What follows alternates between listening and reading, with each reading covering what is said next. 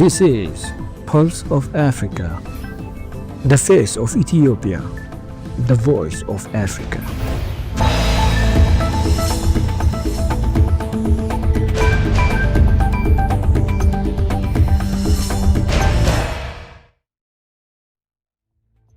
Hello and welcome to the Pulse of Africa News. I'm Fran Lamarck with the latest. First, our top stories for today. Somalia's president and opposition signed historic election agreement. Ghana's President Mahama secures $100 million agricultural deal.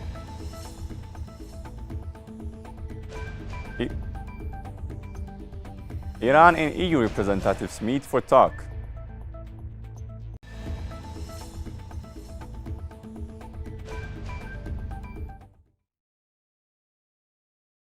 Now, the news in detail.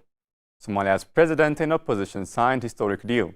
Somalia's president Hassan Sheikh Mohamud and 4 key opposition leaders have signed an agreement concerning the upcoming election in Somalia. The agreement, finalized on August 25, 2025, outlines the framework for the country's electoral process. This follows the adoption of a new electoral law by Parliament. Ghana's President Mahama secures $100 million agricultural deal. President John Dramani Mahama has struck a deal with Japanese firm Degas for a US $100 million investment over the next 4 years to help establish Ghana as Africa's first AI-powered agricultural hub. The deal would expand a model that has already financed more than 86,000 smallholder farmers across 122 acres across Ghana. CEO and founder of Degas Limited, Duga Makiura, said Ghana has shown that when technology meets a clear national vision, smallholder farmers can thrive.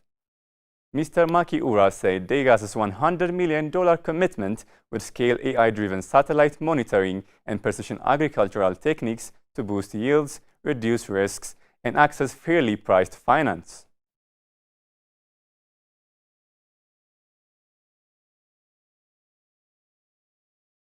Zimbabwe's minister urges green investment. Zimbabwe's Environment, Climate and Wildlife Minister Evelyn Ndulov is urging a strong investment in waste-to-value initiative. She emphasized that the agricultural and organic waste should be treated as valuable economic assets, not as problems to be discarded. Speaking at the 2025 Green Indaba held on the sidelines of the Zimbabwe Agricultural Show, the minister told government officials, farmers, industry players, and environmentalists that the country must urgently scale up investment in circular economy solutions. Agricultural waste, when harnessed correctly, becomes a resource for compost, biogas, organic fertilizers, and even animal feed. This is the essence of circularity, turning waste into wealth, she said.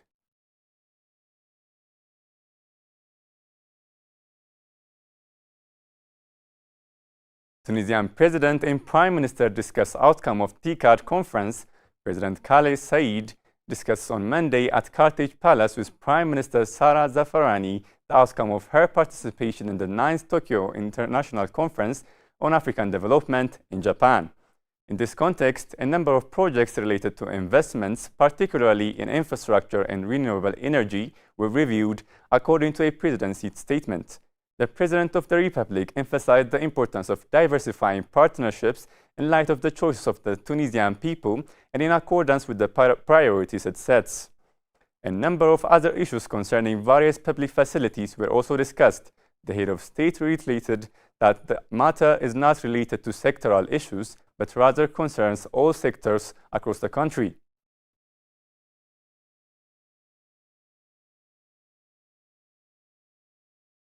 In other news, Iran and EU representatives meet for talks.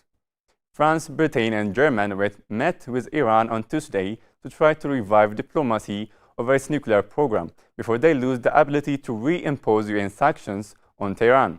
The trio, known as the E3, is ready to trigger a so-called snapback of the E3 sanctions in the coming days over accusations that Iran has violated a 2015 deal with world powers that aim to prevent Tehran from developing a nuclear weapon. Tehran has warned of a harsh response if sanctions are reinstated. Talks between the E3 and Iran are tense as Tehran is furious at the bombing in June of its nuclear facilities by the US and Israel.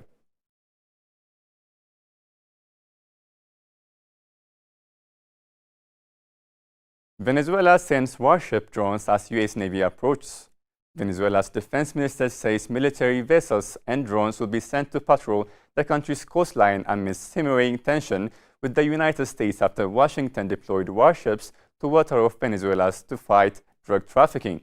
Venezuelan Defense Minister Vladimir Padrino announced in a social media video that the country is deploying a large number of drones and launching naval patrols along its Caribbean coastline. He added that bigger warships are being positioned further north within Venezuela's territorial waters.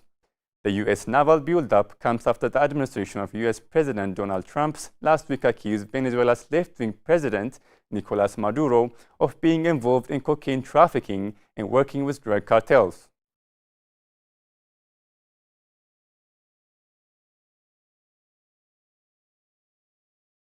The story of resurgent Ethiopia and burgeoning Africa is here, only on the Pulse of Africa channel. All the time, Pulse of Africa, the face of Ethiopia, the voice of Africa.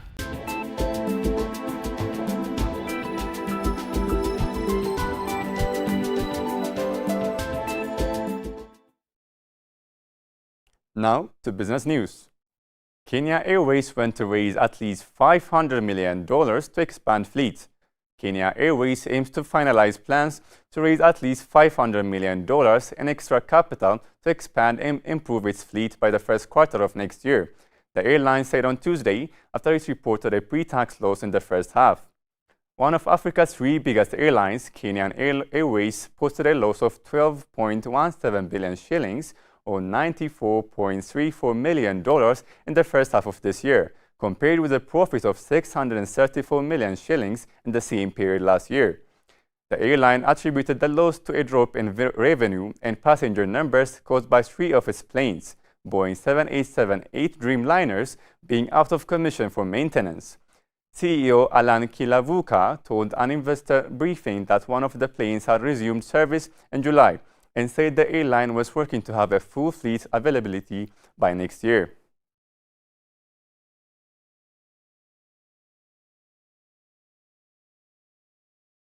Finally, Trump imposed 50% tariff as Modi pushes self-reliance.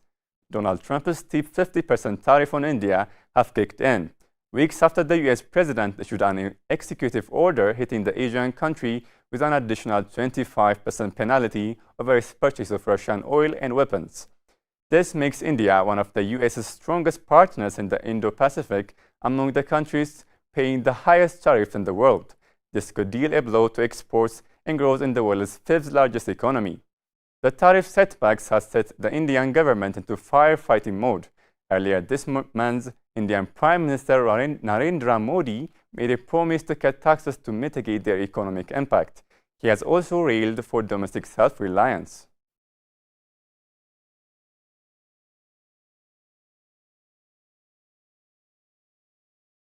Before concluding, let us provide you with the latest update on global commodity prices.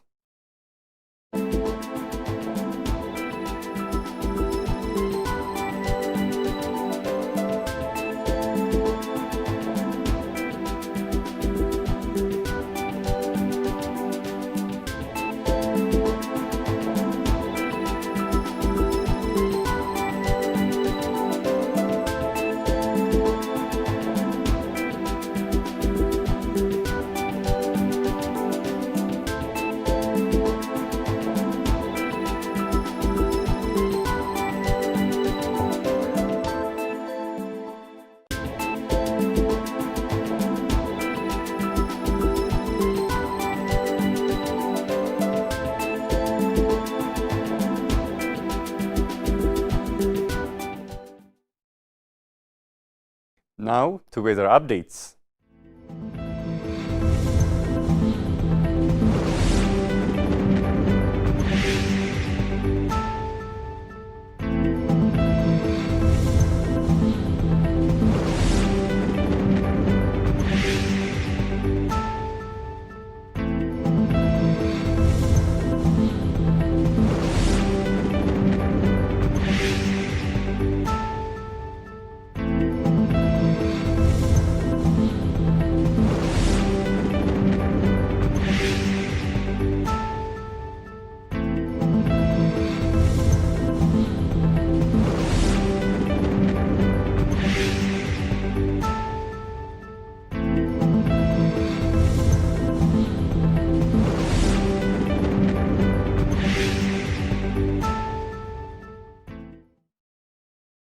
That's all for today, and thank you for watching Pulse of Africa.